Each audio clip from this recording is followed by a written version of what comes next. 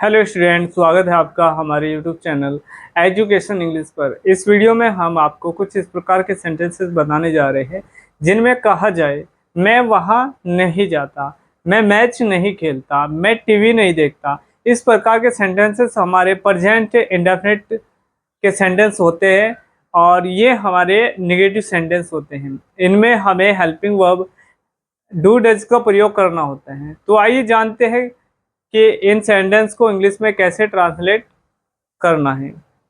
तो सबसे पहला एग्जांपल हम इस वीडियो में ले रहे हैं, जैसे कि मैं मैच नहीं खेलता, मैं मैच नहीं खेलता।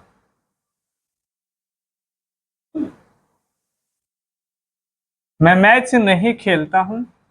तो यहाँ पर आपका सब्जेक्ट आई दिया हुआ है। आई के साथ हमेशा डू का प्रयोग इन सेंटेंस में किया जाता है। तो यहाँ पर लिखेंगे आई do not, I do not play match, I do not play match. पहला एग्जाम्पल हमने यहाँ पर इंग्लिश में ट्रांसलेट कर दिया है। तो आइए दूसरा एग्जाम्पल यहाँ पर देखते हैं। मैं वहां नहीं जाता हूं, मैं वहां नहीं जाता हूं, जाता हूं, मैं वहां नहीं जाता हूं। दूसरा एग्जाम्पल आई के साथ फिर से हम डू नॉट का प्रयोग करेंगे। I do not go there, I do not go there. Next example यहां पर लेते हैं। वह खाना नहीं पकाती हैं, वह खाना नहीं पकाती हैं, पकाती है, वह खाना नहीं पकाती हैं। थर्ड सेंटेंस हमने एग्जाम्पल के रूप में इस वीडियो में लिया है। तो यहाँ पर हमें लड़की की बात हो रही है तो सब्जेक्ट सी का प्रयोग करना होगा। तो सबसे पहले यहाँ पर लिखेंगे सी।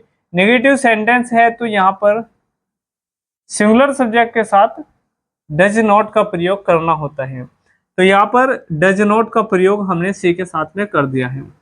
तो इसके बाद यहाँ पर लिखेंगे कुक फूड, यानी कि वह खाना नहीं पकाती हैं। नेक्स्ट एग्जाम्पल यहाँ पर लेते हैं। हम मंदिर नहीं जाते हैं, हम मंदिर नहीं जाते हैं, नहीं जाते हैं, हम मंदिर नहीं जाते हैं।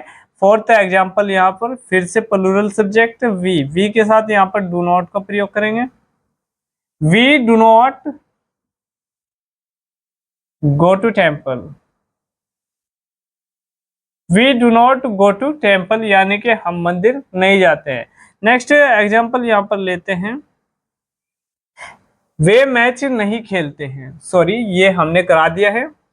और वे दिल्ली में नहीं रहते हैं,